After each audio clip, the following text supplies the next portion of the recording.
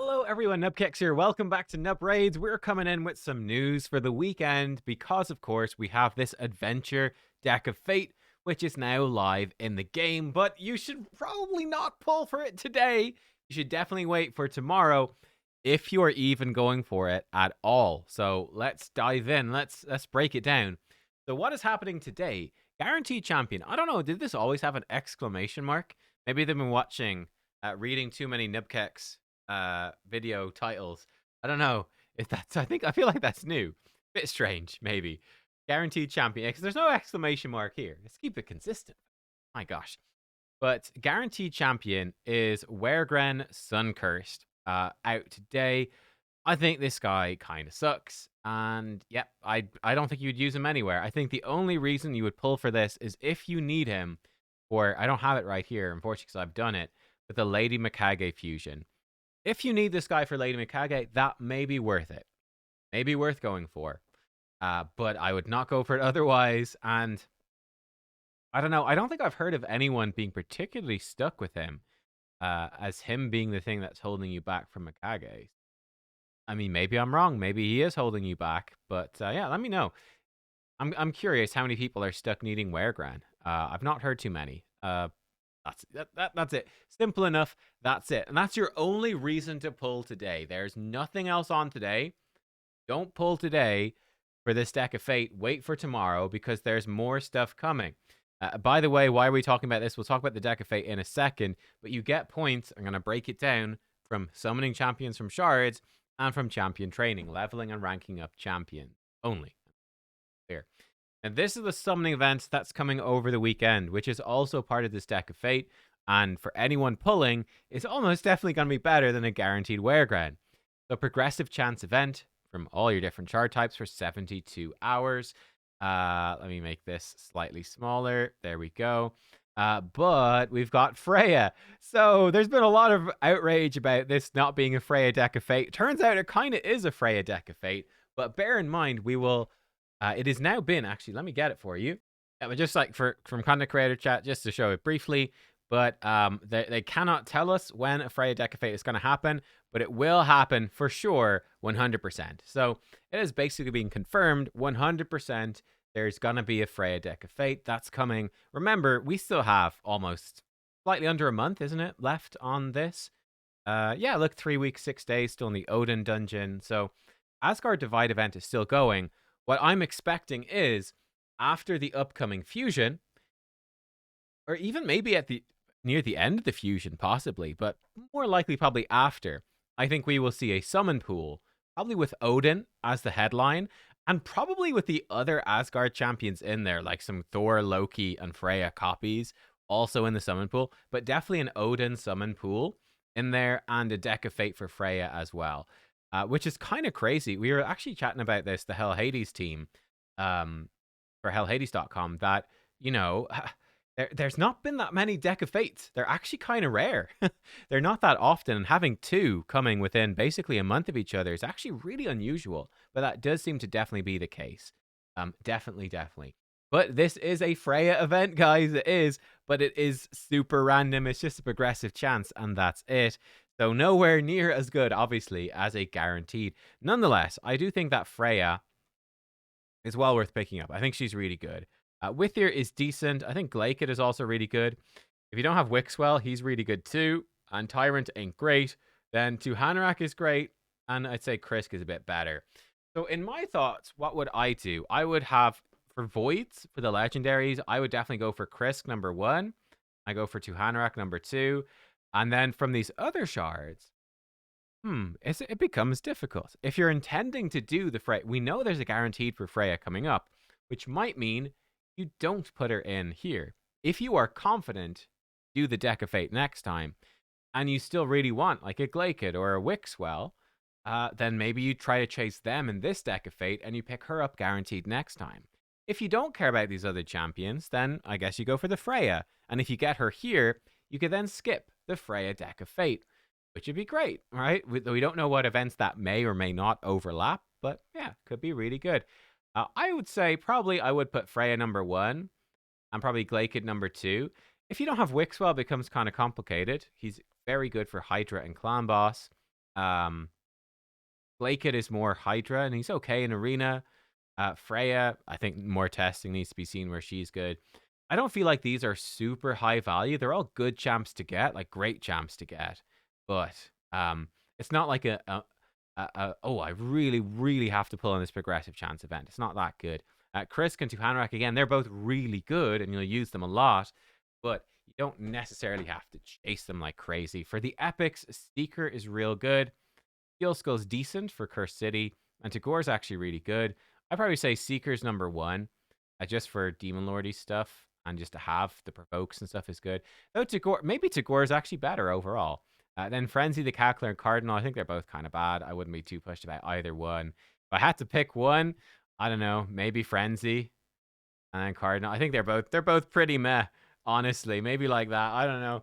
I'd say Frenzy maybe is slightly more useful for Curse City, but it's hard to judge. There's Cardinal cheese teams for Arena. I don't think they're very useful. But yeah, there you go. That's sort of my thoughts on this. But let me know how you feel about these ones. I will be pulling for this, I think. We're going to look at the event in a second. Tomorrow I'll pull for it when this goes live. I will probably put Freya in. That's why she's number one, I suppose. I'll probably put in the Freya, see if I can get the Freya. And then I put in Glaket after that. I might have to pull some Voids. I have Krisk already, so I'll put in 2 Hanar. Actually, be nice to have. Yeah, it's a wacky one. So now let's look. Adventure Deck of Fate. Let's see what this is about. Is it even worth it at all? So you've got 8 across, 5 down there, 40 cards total with 1,000 points. What are they called? Fate Fossils. 1,000 needed to flip, so you need 40,000 Fate Fossils total. You can buy them directly for a monstrous amount of gems. So it'd be 6,000 gems times 4. Yeah, don't do that. Don't do that. That's crazy. Oh my gosh. But yeah, in order to actually get the fossils, you can level and rank up champions, and you can also summon champions from shards. So ranking up champions is going to give you some points. Most of it is going to be shards. So shards, I haven't worked out the maths of it directly, but I'm almost certain going to very, very, very heavily rely on shards. How many shards? Well, I've got some facts and figures for you here. I didn't put in mystery shards, but it's obviously 40,000 for one. But ancients, with 130 apiece, you need 308 to max this out with ancients alone. 123 voids to max it out with voids alone. 62 primals, or 20 sacreds. Not cheap. This is not cheap. It's a very, very expensive event. What is in here? There are some new things in here. Well, the bulk of the rewards, probably the most important thing, if you're going for the Thor Soul, 200 Hammer Poe. You need some Hammer Poe. This is the place to go. But 200 Hammer points is in there. I now kind of somewhat regret, I will be honest, not just going for the extra points in the champion chase last weekend. I took the gamble that this may or may not be Freya, and I do tend to like these gear Deck of Fates, but it does feel bad now looking at it being like, wow, this is so expensive to do. I kind of wish I could have the option to skip it, actually. So yeah, but there's 200 hammer points in here. Remember, if you're going for 5-star Thor Soul, you can only skip 250. So you can skip all of these, and you can skip 50 more, but more than that, you can't get the 5-star, but you could get the 4-star, and the 4-star Thor Soul is really good.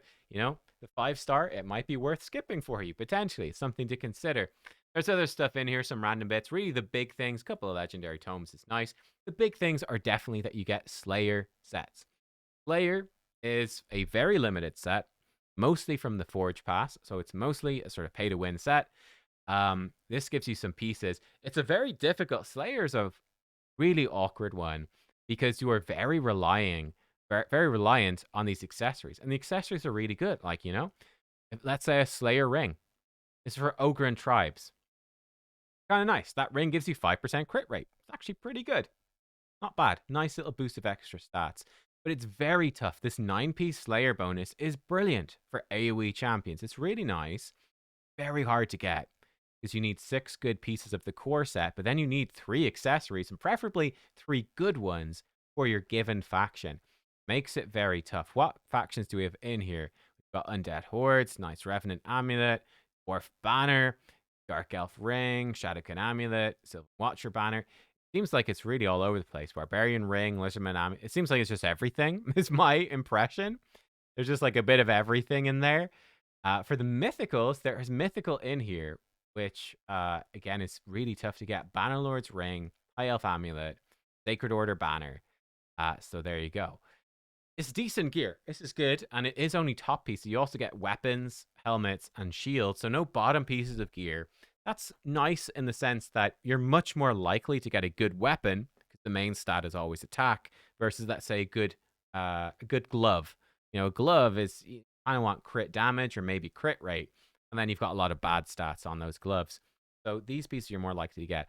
So it's a decent chunk of good Slayer gear. Slayer gear is really good, very expensive to get it. On top of this, now this is kind of different. I believe they've nerfed these chests. I think these chests are a bit worse, where you match 3 rarities of a card and you get, 1 reward at random from the following. I'm not even sure if it is entirely random or if it's quite weighted towards getting the bad rewards. I don't know, but there's decent stuff in here. Now this is something, however, that is brand new.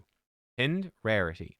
In select Deck of Fate events, you'll be able to pin the rarity of a flipped card.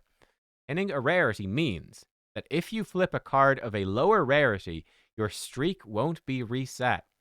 However, if you flip a card of a higher rarity, your streak will be reset, and the pinned rarity can be replaced with the higher rarity. You can only pin rare and epic cards. And then if you flip them, but there's not enough cards of the rarity left to complete a streak, you can't pin them anymore. And yeah, you cannot change a pin rarity until the streak is either completed or reset by flipping a card of a higher rarity. So what this means, I think what this means, actually, it sounds complicated. I think it's quite simple. I think you just start pulling cards, and if you're getting green cards, nothing happens, right? You cannot pin them. You're looking for 3 in a row, whatever. Now, when you get a blue card, you can then pin that blue card. And then any green cards you flip, you're not going to get any bonuses from them. It's going to keep your blue streak going. But it will then break the blue streak if you hit an epic. And I think you do replace it with epic, because I think you look at these chests. I think the epic chest, I mean, look at the gems, look at the energy, etc. But everything. The epic chest is by far the best. So what I think you actually do in this event is you come in, you start flipping. When you get a blue card, you pin that. See if you can get a blue streak. But once you get your first epic card, you pin epic. I don't know how you pin it either. If there's a button or something. You pin your epic card, and then you just keep going. And none of your blues, none of your greens are going to count for anything, but you'll get your 3 epics. So look at this. There's 10 epic cards in there. So you might as well, right? You might as well get three sets of 3. So by completing, if you max out this event, if you do the whole thing, you can, using this pinned system, this pinned rarity system, get 3 of these epic chests. So you could potentially walk away with 3,000 energy, or 900 gems, or 30 red essence, 3 legendary tomes, or whatever. You might get like 3 chaos ore and be like, well, that's shit. But, I don't know what the chances to get these things are, but that becomes a bit of a better reward. I think that this is quite a weird system. You can't pin green. Pinning blue is like, it stops the green from breaking the blue streak, but purples will still break your blue streaks. I think you really just always pin purple. And like you see, maybe you get lucky, you get a green streak or you get a blue streak before you hit your first purple. But I think in this case, the purple is so strong, you just always pin purple and go for it. And yeah, it does mean there's 10 epic cards. You'll definitely match, 3, 3, and 3. And then you can unpin the purple, I guess, at the end. But yeah, it's a weird one. It's weird. I kind of feel like it's good. You're guaranteeing getting these better chests. But at the same time, I do believe they've nerfed these chests a bit because of it. And it makes it kind of a weird system. I don't know. Like, I feel like it would be sort of better if it was just like, flip 5 cards, get a small chest. Flip 10, get a medium chest. Flip, 15, get a big chest. That sort of thing. Like just a more determinate, because it basically is a determined system, but it's just a bit weird, honestly, is what I think. And it removes for the random, flipping my cards, what am I going to get? It's just like, okay, I'll just get 9 epics and match them up together, and that's it. And it doesn't really matter what else is in here. making the rewards very guaranteed. It sort of removes, to me, something that's kind of fun about the Deck of Fate, which is picking things at random. But I don't think you should do that. I do think that pinning purple epic is the way to go, almost definitely. But I'm only thinking about it in terms of if you max out the Deck of Fate. If you're not going to max it out, then I'm not sure. I think basically it's sort of designed that, it's like, oh, well, I was going to stop after 20 cards, but man, I've got, I'm too into my epic streak. I better go buy some shards to keep going and finish my epic streak. I think that's what it's about by making the streak more consistent. To sort of encourage people to buy more stuff. It's a bit weird though. I don't know. So I'm curious what you think about it. I'm curious. Yeah, I'm gonna do it tomorrow, and we'll see how it feels when I actually do this stuff. But for me, I think I will do this Deck of Fate. I'm actually not 100% decided. Um, I need to do it if I want the Thor split soul. Simple as that. And there's some decent stuff along the way. Like if I skip this event, I already skipped 150 points at least. So if I skip this, I'd be 350 down. I'd be capping out at one. I'd be capping out pretty low, actually. No. Sorry, 350. I'd be capping out, I think, at 1400 because I think there's 1750 total. I get most of it. By doing this event, I can get a mythical skill tome and the 5-star Thor soul, which is pretty nice. I am using Thor a lot, so I think I probably will go for it. But it's gonna feel pretty bad in terms of shards, and I'm not too excited by the progressive chance event. These are the shards I've got. I'll probably do it with I'll probably just pull the 10 sacreds. And I don't know, maybe do some voids, chase it to Hanorak. Pretty whelmed by this, though. I definitely wish now, looking at it, like I said, I really wish I just gone hard on the Ancient 2x. Just done that instead and skipped this one. Yeah, I'll get a bunch of Slayer gear. That's kind of nice. I'm a bit not wishy-washy. I'm a bit questioning of Slayer gear, though.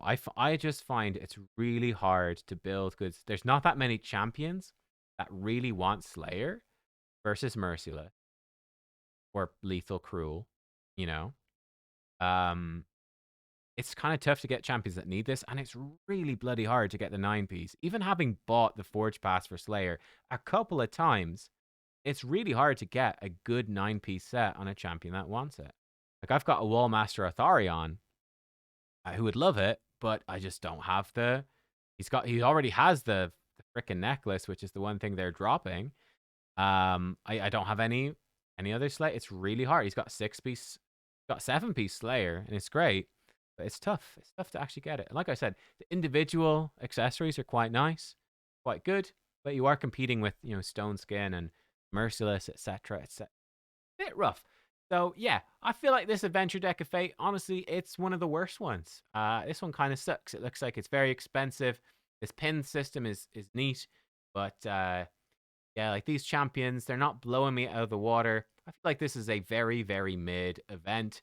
And yeah, unless you really want Slayer gear or you really, really want some Hammer Po, I think this is a pretty easy skip, would be my advice. And it does look like the new Fusion is going to be a pretty easy skip. So easy skips all around for a while.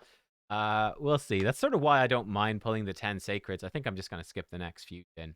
I believe it does start on the 30th, and I am leaving for Japan on the 1st of October. So I don't think I'm going to do the next few. I think I'm skipping, probably. We'll see. Let me know what you think about this one. I'm pretty underwhelmed. I'll see you next time.